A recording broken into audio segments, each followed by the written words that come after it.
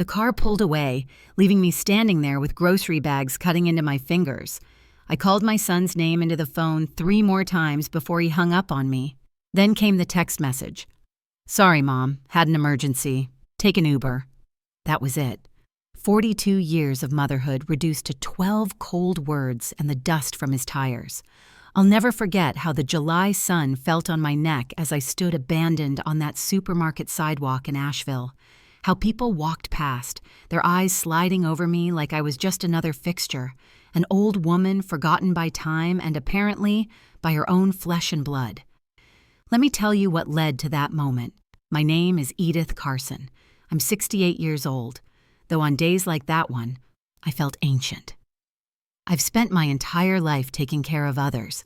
My husband Harold for 43 years until cancer took him 3 years ago, and my only son Philip, who I'd raised to be a good man.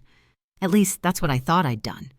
That morning had started at Dr. Levine's office where I'd gone for my arthritis checkup. Nothing serious, just the kind of pain that reminds you you're getting older. Philip had offered to pick me up. "I'll take you to the grocery store on the way home," he'd said over the phone the night before. His voice had that distracted quality it often had these days, like he was talking to me while scrolling through his phone. When he picked me up, I noticed immediately something was off. His jaw was tight. He barely looked at me when I got into the passenger seat of his silver Audi. "How was the appointment?" he asked, eyes fixed on the road. "Fine. Dr. Levine says I'm doing well for my age." I tried to keep my voice light. "That's good." 3 seconds of silence. "I need to pick up a few things at Whole Foods. That okay?" I nodded, studying his profile. The lines around his eyes seemed deeper than I remembered. His hair, once so much like Harold's rich brown, was graying at the temples. When had that happened? When had my boy started looking so worn? The supermarket was busy. My knees ached as we walked through the aisles. Philip moved quickly, tossing items into the cart without checking prices, something I could never do even now. Old habits from tighter times. "Slow down a little, honey," I said, my breath coming shorter than I liked. He glanced back, impatience flashing across his face. "We need to hurry, Mom. I have a conference call at 2. I hadn't known about any call. I hadn't known I was an inconvenience in his day. At the checkout, I fumbled with my wallet to pay for my items. Philip shifted his weight from one foot to another. The cashier, a young woman with kind eyes, smiled at me. "Take your time, ma'am." That's when Philip looked at his watch and said those words. "Mom, I forgot something in the car. Wait here." I believed him. That's the part that still makes my chest ache when I think about it. I believed my son when he walked away. I stood there, paid for my groceries, and waited. And waited. 10 minutes passed. The cashier's kind eyes now held pity. 15 minutes. I called him. No answer. 20 minutes. I walked to the entrance, plastic bags cutting into my fingers, and saw the empty parking space where his car had been. The realization didn't come all at once. It was like cold water rising slowly around me. He wasn't coming back. My son had left me. I stood on that sidewalk, the heat making the asphalt shimmer, and felt invisible. Shoppers pushed carts past me. Cars pulled in and out. The world continued while mine stopped spinning. I called him again, and again. On the 4th try, he declined the call. Then came the text. "Sorry, Mom, had an emergency. Take an Uber." I don't know how long I stood there. My legs trembled. The grocery bags grew heavier. I didn't know how to use Uber. I had the app on my phone because Philip had installed it once, but I'd never actually used it. My fingers hovered over the screen, but shame kept me from trying. What if I did it wrong? What if the driver got annoyed with an old woman who didn't understand how things worked? I was contemplating the 3-mile walk home in the heat when I heard a voice. "Edith? Edith Miller, is that you?" I turned to see a woman about my age, her silver hair cut in a stylish bob, sunglasses pushed up on her head. For a moment, I didn't recognize her. Then it clicked. Evelyn? Evelyn Pearson, my best friend from high school. We'd lost touch after college when she moved to Raleigh, and I stayed in Asheville. 30 years had passed since I'd last seen her. She stepped closer, her eyes taking in the grocery bags, my flushed face, the phone still clutched in my hand. "My goodness, it is you! What are you doing standing out here in this heat?" The kindness in her voice broke something loose inside me. My eyes burned. "I'm waiting for a ride," I managed to say, the lie sticking in my throat. Evelyn looked at me for a long moment. "No, you're not," she said gently. "Something's wrong. Let me help you." I don't know why I told her everything. Maybe it was the shock of seeing a familiar face from the past. Maybe it was just that I needed someone, anyone, to witness what had just happened to me. The words tumbled out, and with them, the tears I'd been holding back. Evelyn didn't interrupt. When I finished, she didn't offer empty platitudes or awkward sympathy. She simply took 2 of my heaviest bags and said, "My car's right over there. I'm taking you home." The drive to my house was quiet at first. I stared out the window, watching Asheville slip by, the mountains in the distance, the artsy downtown buildings giving way to residential neighborhoods. My neighborhood, the place I'd lived for 40 years. "So, tell me about your son," Evelyn finally said. I straightened in my seat. "Philip's a good boy," I said automatically. "He works for a software company. Very successful. He's just busy, stressed, 2 children, a mortgage. You know how it is." Evelyn stopped at a red light and turned to look at me. Her eyes, still the same warm brown I remembered from our youth, were serious. "Edith, good sons don't abandon their mothers at supermarkets." The truth of her words hit me like a physical blow. I looked down at my hands, spotted with age, the veins prominent under thin skin. When had they become old woman's hands? When had I become someone so easily discarded? "No," I whispered. "I suppose they don't." My house looked smaller somehow as we pulled into the driveway. The white colonial with blue shutters that Harold and I had bought when Philip was just a baby. The garden I still tended, though not as vigorously as before. The empty porch swing where Harold used to sit in the evenings. Evelyn helped me carry the groceries inside. The house was silent in that particular way empty houses are. Not just quiet, but hollow. No one waiting. No one coming. "Would you like some tea?" I asked, falling back on manners when I didn't know what else to do. "I'd love some," Evelyn said, following me to the kitchen. I put the kettle on and began unpacking groceries. Mechanical movements, milk in the refrigerator, canned goods in the pantry. Each item in its place, just as I'd always done. "How long are you in Asheville?" I asked. "I'm visiting my daughter Rachel for 2 weeks. She just had her second baby." Evelyn leaned against the counter. "But I can stay longer if needed." I shook my head. "That's not necessary. I'm fine."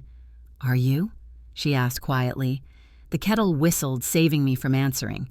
I poured hot water over tea bags, the steam rising between us. "Tell me about your family," I said, changing the subject. "You have a daughter?" "2 daughters, Rachel here in Asheville and Emma in Charlotte. My husband George passed away 5 years ago, heart attack." She accepted the mug I offered. "It was sudden. One day he was there, the next." She trailed off, sipping her tea. "I'm sorry," I said. "Harold had cancer. We had time to prepare, but somehow that didn't make it easier." "It never is," Evelyn said. "But at least I have the girls. They check on me. Call every day." The unspoken comparison hung in the air. "Philip used to visit every week," I said, staring into my tea. "He and Claire would bring the children, Owen and Sophie. We'd have Sunday dinner, but lately—" I swallowed hard. "Lately, there's always some reason they can't come. Soccer practice, work events, something." Evelyn reached across the table and squeezed my hand. "When did it change?" I thought about it. After Harold died, Philip was wonderful. He helped with the funeral arrangements, the legal papers, everything. But then, gradually, I don't know. It was like he started pulling away, like I became a burden instead of his mother. "Have you asked him why?" I shook my head. "I don't want to be that kind of mother, the clingy, demanding type. I want him to have his own life." "There's a difference between giving someone space and accepting neglect," Evelyn said firmly. We talked until the afternoon light began to fade, catching up on 30 years of life. She told me about her career as a librarian, now retired. I told her about my years teaching elementary school. We reminisced about our youth, about the Asheville that used to be, before it became a tourist destination and art hub. When Evelyn finally stood to leave, I felt a pang of loneliness so acute it took my breath away. "Would you like to have lunch tomorrow?" she asked, as if reading my mind. "I'm free around noon." "I'd like that," I said, surprising myself with how much I meant it. After she left, I wandered through the quiet house. In the living room, family photos lined the mantel. Harold and me on our wedding day, Philip's high school graduation, a family portrait from 10 years ago, all of us smiling. I picked up that one, studying my son's face. He had his arm around me, his smile reaching his eyes. What had changed? When had I become someone he could leave standing on a curb? I put the photo down and went to the kitchen to make a simple dinner for one. As I ate at the table where my family once gathered, I made a decision. I wouldn't just accept this. I needed answers. 2 days later, I stood on Philip's doorstep, my heart hammering in my chest. His house was in one of Asheville's newer developments, large homes with manicured lawns and 3-car garages. I'd helped them pick it out 5 years ago, offering to contribute to the down payment from my savings. Philip had refused, saying they could manage on their own. I rang the bell and waited, smoothing my blouse nervously. The door opened and there stood Claire, my daughter-in-law, 39, slender, with shoulder-length blonde hair and the perpetually hurried look of a working mother. "Edith," she said, surprise evident in her voice, "we weren't expecting you." She didn't open the door wider, didn't invite me in, just stood there, one hand on the door frame as if physically blocking my entrance. "I was hoping to talk to Philip," I said, trying to keep my voice steady. "He's not here. He's at work." Her eyes didn't quite meet mine. "The children?"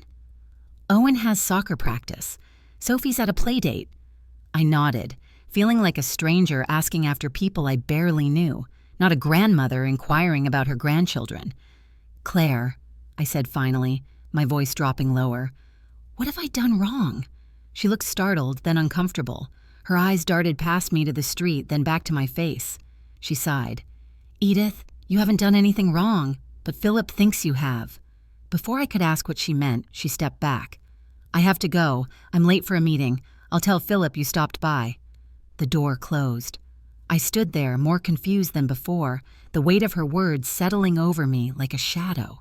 What did Philip think I had done? What could possibly justify abandoning his own mother? The following week passed in a blur of quiet days and restless nights. Evelyn came by every day, sometimes bringing lunch, other times just her company. We fell into an easy rhythm, as if the decades apart had been mere weeks. She made me laugh with stories of her grandchildren's antics. She listened when I needed to talk. Most importantly, she saw me, really saw me, when I'd begun to feel invisible.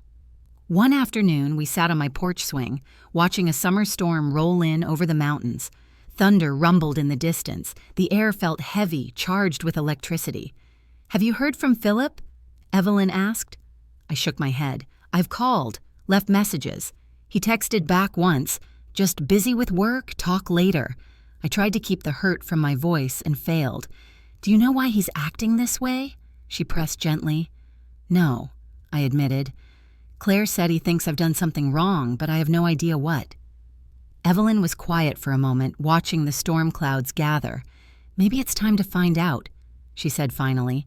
"Maybe it's time to demand answers." The thought terrified me.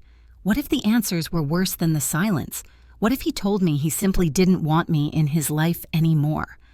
"I'm afraid," I whispered. "Of course you are," Evelyn said, "but living in this limbo is hurting you more. You deserve to know why your son is treating you this way." That night, after Evelyn left, I sat at my kitchen table and called Philip. My finger hovered over his name in my contacts for a full minute before I found the courage to tap it. 1 ring, 2, 3. I was preparing for voicemail when he answered. "Mom?" He sounded wary, as if bracing for something unpleasant. "Philip," I said, my voice steadier than I expected, "we need to talk." A long pause. I could hear him breathing. "About what?"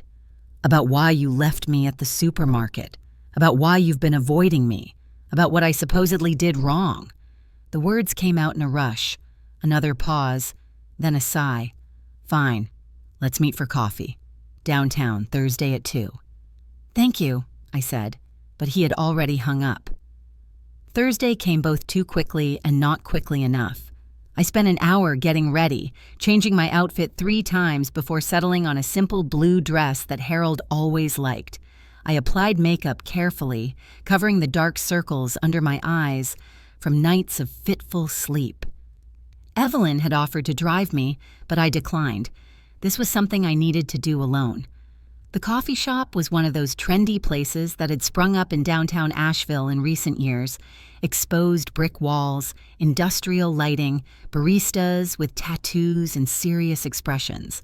I arrived 15 minutes early and chose a table in the corner, ordering a simple black coffee that cost more than I thought reasonable. 2 o'clock came and went. 2:15, 2:20. My stomach nodded with each passing minute. Had he changed his mind? Was this another abandonment?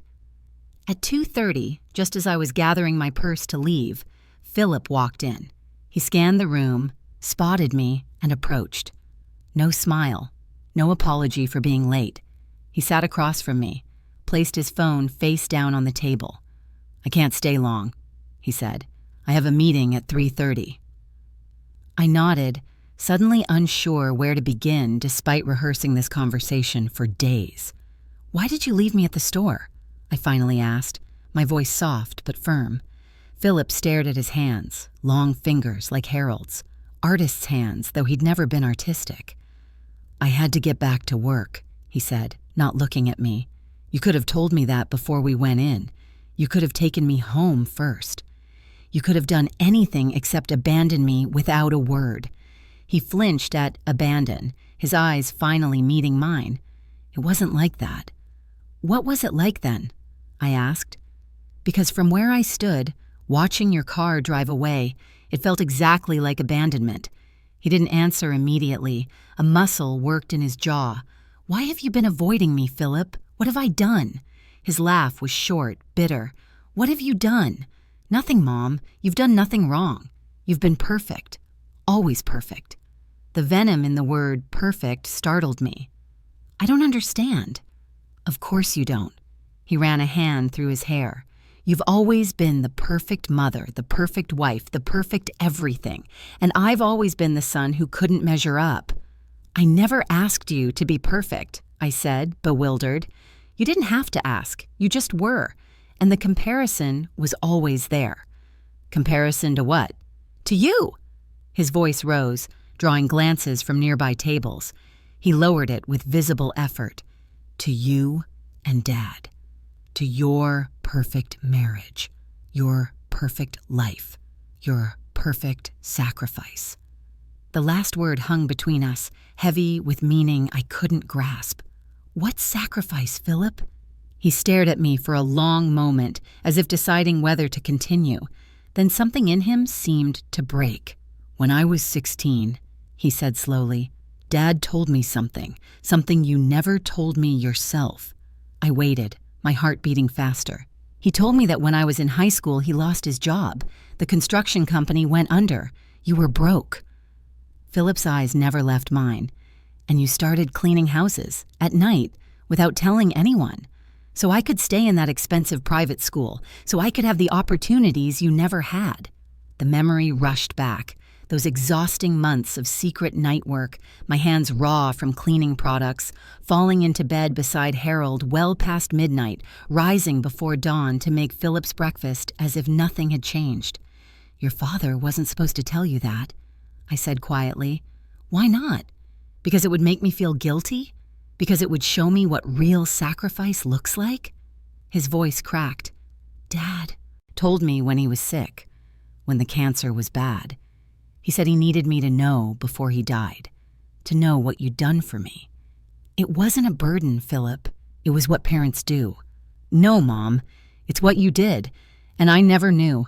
I never thanked you. I never even noticed." His eyes glistened. "And every time I see you now, I remember that. I remember how I took and never gave back." "Is that why you've been avoiding me?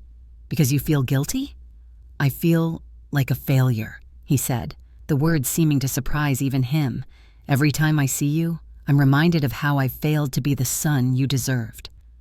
The coffee shop faded around us. The murmur of conversation, the hiss of the espresso machine, all receded as I looked at my son, really looked at him, and saw not the successful man with the beautiful family and the big house, but the boy who had always tried so hard to please. "Philip," I said, reaching for his hand. He didn't pull away. "I never wanted you to feel that way. I only wanted you to be happy." "But I'm not happy, Mom," he said, his voice barely above a whisper, "and I don't know how to be." The admission hung between us, raw and honest in a way we hadn't been in years. He glanced at his watch suddenly, as if remembering the world outside our bubble. "I have to go. I'm late." Before I could respond, he stood, leaned down, and hugged me briefly. The gesture was so unexpected, so unlike the distant man he'd become, that tears sprang to my eyes. "We'll talk more," he said, but it sounded like a platitude, not a promise. Then he was gone, the bell over the door jingling as he left. I sat there for a long time, my coffee cold, my thoughts a tangled mess. When I finally left, the afternoon sun was harsh, the sidewalks crowded with tourists. I walked slowly, each step feeling heavier than the last. By the time I reached home, Evelyn's car was in my driveway. She was waiting on the porch, a book open on her lap. She looked up as I approached, her expression changing when she saw my face. "Oh, Edith," she said, standing to meet me. Inside, I told her everything. The words poured out of me. Philip's confession, his guilt, his unhappiness. Evelyn listened without interrupting, her eyes never leaving my face. When I finished, she was quiet for a moment, considering. Then she said, "Do you know what Philip's real problem is? He's afraid of losing you. And instead of holding on tighter, he's pushing you away." "That doesn't make sense," I said. "Fear rarely does," she replied. "Think about it. His father died. He discovered a truth that made him question everything he thought he knew about his childhood. Now he's terrified of failing you again, so he's creating distance to protect himself from that pain." I considered her words, turning them over in my mind. Could she be right? Was Philip's coldness actually fear in disguise? "What do I do?" I asked. "Give him time," Evelyn said. "But don't give up. He needs to know you're not going anywhere, no matter how hard he pushes." In the weeks that followed, I tried to reach out to Philip. I called every few days, leaving brief messages that asked for nothing, demanded nothing. "Just thinking of you. Hope you're well. The garden is beautiful this year." He rarely answered. When he did, his responses were minimal. "Thanks. Busy at work. Talk soon." I sent cards to Owen and Sophie, simple notes saying I missed them, asking about school, including small gifts, a book, a bracelet I'd made, a model airplane kit. I never heard if they received them. One evening, Evelyn suggested I write a letter, not to send, just to express what I was feeling. "Sometimes getting it all out helps clear your mind," she said.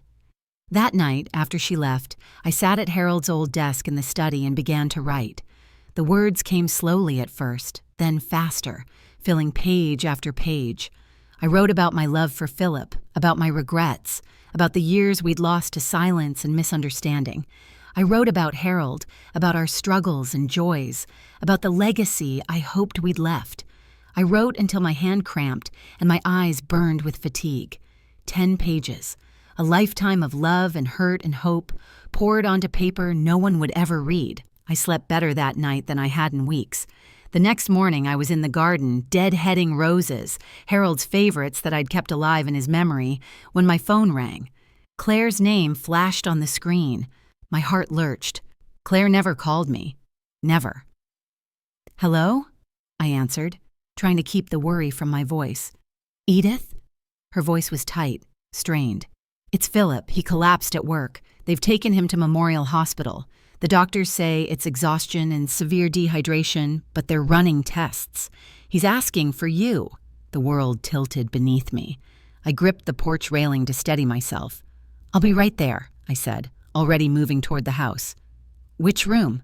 4th floor, room 423. I'll tell the nurses you're coming." I hung up and immediately called Evelyn. She answered on the second ring. "Philip's in the hospital," I said without preamble. "Can you drive me? I don't think I should drive myself." "I'll be there in 10 minutes," she said. The hospital corridor seemed endless as Evelyn and I walked toward Philip's room. The antiseptic smell, the squeak of nurses' shoes on linoleum, the hushed voices, it all brought back memories of Harold's final months. My hands trembled. Claire was waiting outside the room, her face drawn with worry. When she saw me, something like relief flickered across her features. "He's awake," she said. "The doctor says he'll be fine, but he needs rest. Lots of it." She hesitated, then added, "He's been working himself to death, Edith. 2 jobs, consulting on the side. I've been telling him to slow down, but he wouldn't listen." "2 jobs?" I echoed, confused. "Why? I thought the software company paid." "Well," Claire looked away, "we've had financial troubles. Philip didn't want anyone to know, especially you." Before I could ask more questions, the door opened and a nurse emerged. "Mrs. Carson, your son is asking for you." I glanced at Evelyn, who nodded encouragingly. "Go," she said. "I'll wait here with Claire." Philip looked small in the hospital bed, IV tubes snaking from his arm, his face pale against the white pillows. When he saw me, his eyes filled with tears. "Mom," he said, his voice hoarse, "I'm sorry." I moved to his bedside, taking his hand in mine. It was cold, the skin dry. "Don't talk," I said. "Just rest." "No, I need to say this." He struggled to sit up straighter. "I've been awful to you. Inexcusable. And I'm so sorry." I stroked his hair back from his forehead, a gesture from his childhood. "What happened, Philip? Claire says you've been working 2 jobs?" He closed his eyes briefly, as if gathering strength. "After Dad died, I found some things in his study. Letters he'd written to you." "Letters?" I couldn't hide my surprise. Harold had never been one for writing letters. "Love letters," Philip said. "Dozens of them. From throughout your marriage. He wrote about everything, how you saved our family during the hard times, how he never felt worthy of your love, how proud he was of the life you built together." His voice broke. I'd never seen that side of Dad. Never knew he felt that way. I remembered those letters. Harold had written them over the years, usually after we'd argued or when he was feeling particularly grateful. I'd kept them in a box in our closet. I hadn't realized Philip had found them. "Reading those letters," he continued, "I realized how little I knew about what makes a marriage work, what makes a family strong. I saw how Dad adored you, even after 40 years, and I looked at my own life, at my marriage to Claire, and I felt—" He struggled for the word. "Inadequate." "Oh, Philip." I started working more, trying to provide better for Claire and the kids, trying to be the man Dad was. But the more I worked, the more distant I became. From Claire, from the children, from you. He squeezed my hand weakly. And the more distant I became, the more guilty I felt. It was a cycle I couldn't break. "Until your body broke it for you," I said gently. He nodded, a ghost of a smile touching his lips. "Until then." We sat in silence for a moment, the only sound the steady beep of the heart monitor and the muffled hospital noises from the hallway. "The day at the supermarket," he said finally. "I panicked. Seeing you struggling to walk, looking so much older. It hit me that I'm losing you, just like I lost Dad. And instead of treasuring the time we have left, I ran away, like a coward." "You're not losing me," I said firmly. "I'm right here. I've always been right here." "I know," he whispered, "and I don't deserve your forgiveness." "You have it anyway," I said, leaning down to kiss his forehead. "That's what mothers do." He closed his eyes, tears sliding down his temples into his hair. "I love you, Mom." "I love you too, Philip. Now rest. We'll talk more when you're stronger." I sat with him until he fell asleep, his breathing deep and even. When I finally stepped into the hallway, Claire and Evelyn were waiting, concern etched on their faces. "He's sleeping," I told them. "The doctor says he'll be okay."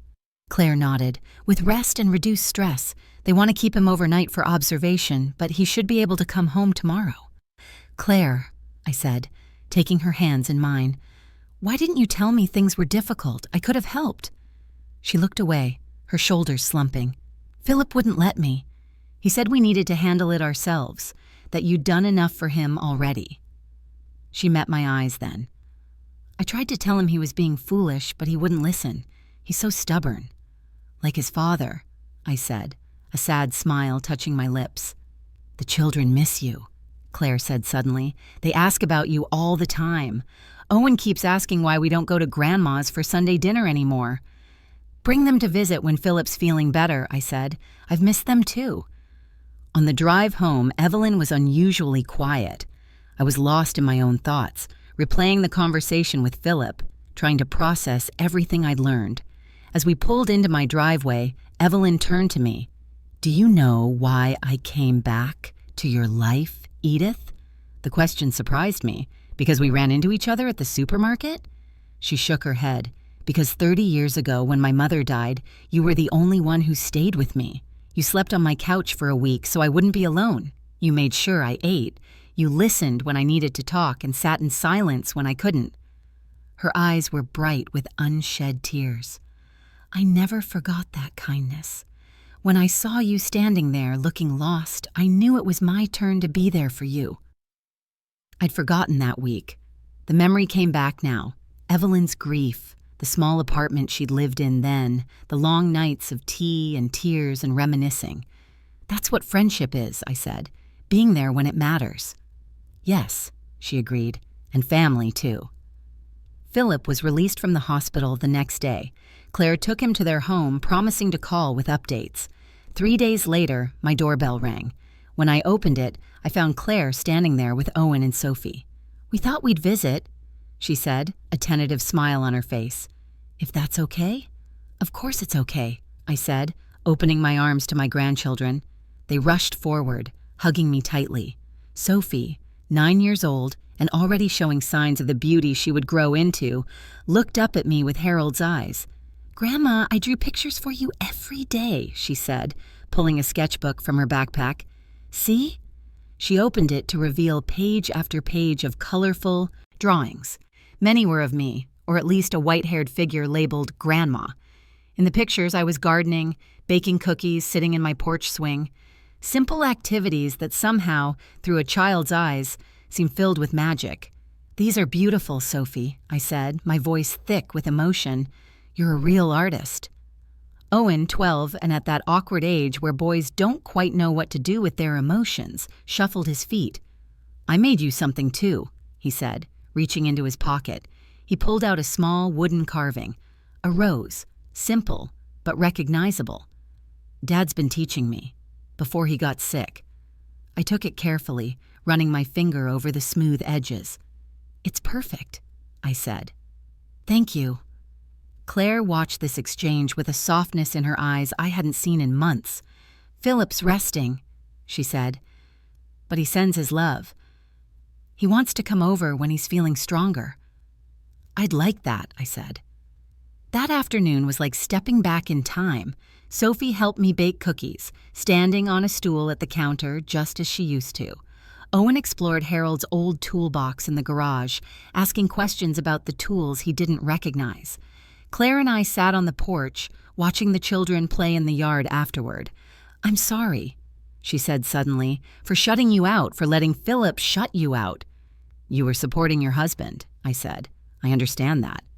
But your family too, she said, and we forgot that. When they left, the house felt different, not empty, but waiting, as if it knew they would return. A week later, Philip came to visit. He looked better, some color back in his face, the dark circles under his eyes fading. We sat on the porch swing, gently rocking back and forth, watching the sunset paint the mountains gold and pink. I've made some decisions, he said after a comfortable silence. I'm cutting back at work, delegating more. No more side consulting. That sounds wise, I said, and I want us to start Sunday dinners again, here, at your house, if that's okay with you. I smiled.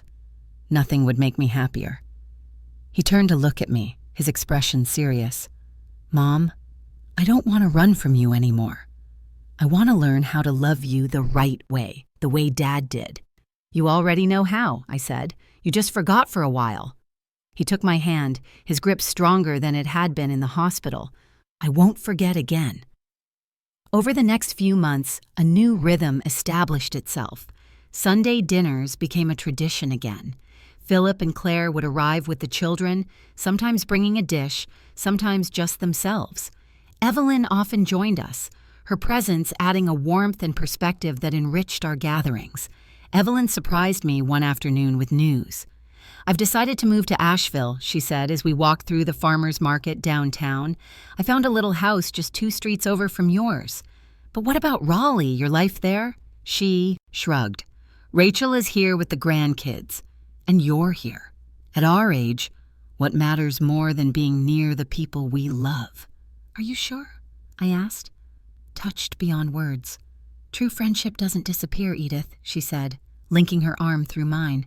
"It just waits for the right moment to return." 6 months after that day at the supermarket, Philip came to see me alone.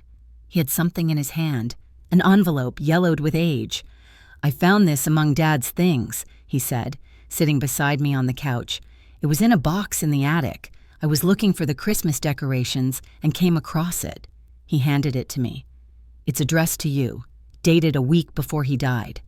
My heart skipped. A letter from Harold I had never seen? I took it with trembling hands, recognizing his handwriting immediately, the bold, slanted script I had known for most of my life. "Do you want me to leave while you read it?" Philip asked. I shook my head. "No, stay." I opened the envelope carefully and unfolded the single sheet inside. "Edith," it began, "if you're reading this, it means I've already gone. I want you to know that you were the best part of my life. Every day with you was a gift I never deserved, but always treasured. I know Philip sometimes doesn't understand that, but one day he will, and when he does, I hope you'll be there to welcome him back. Because you've always been better than me at forgiveness, at seeing the good in people even when they can't see it themselves. I'm not afraid of dying, Edith. I'm only afraid of leaving you alone. But you're stronger than anyone I've ever known. You'll find your way, and someday, Philip will find his way back to you. When that happens, remind him of what I always told him. Family isn't about being perfect. It's about being there, even when it's hard, especially when it's hard. All my love for all my life and beyond, Harold." Tears blurred my vision. I felt Philip's arm around my shoulders, heard his quiet sobs beside me. "He knew," Philip whispered. "He knew I would mess up, and he knew you would forgive me." "He knew us both very well," I said, folding the letter carefully and returning it to the envelope. A treasure I would keep close. "I finally understand, Mom," Philip said, wiping his eyes. "What Dad was trying to tell me. What you've shown me all my life." Today, I sit on my porch swing, watching the late afternoon sun filter through the oak trees in my yard. Evelyn is walking up my driveway, a book tucked under her arm. Philip's car is pulling in behind her, Owen and Sophie tumbling out before it's fully stopped, racing toward me with stories from their day. Claire follows more slowly, carrying a dish that smells like her famous lasagna. My heart still aches sometimes. For Harold, for the years Philip and I lost to misunderstanding, for the moments I felt invisible and forgotten. But my heart also beats with gratitude, for second chances, for old friendships, renewed, for the truth that finally broke through the silence. Being abandoned on that curb wasn't the end of my story. It was the beginning of a new chapter, one where truth had to be spoken, forgiveness had to be given, and love had to be rebuilt, piece by careful piece. I've learned that family isn't always what we expect it to be. Sometimes it breaks.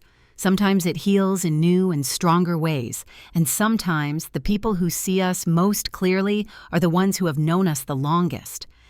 As I watch my family approach, both the one I was born into and the one I've chosen, I know one thing for certain. I am seen. I am remembered. I matter. And that is enough.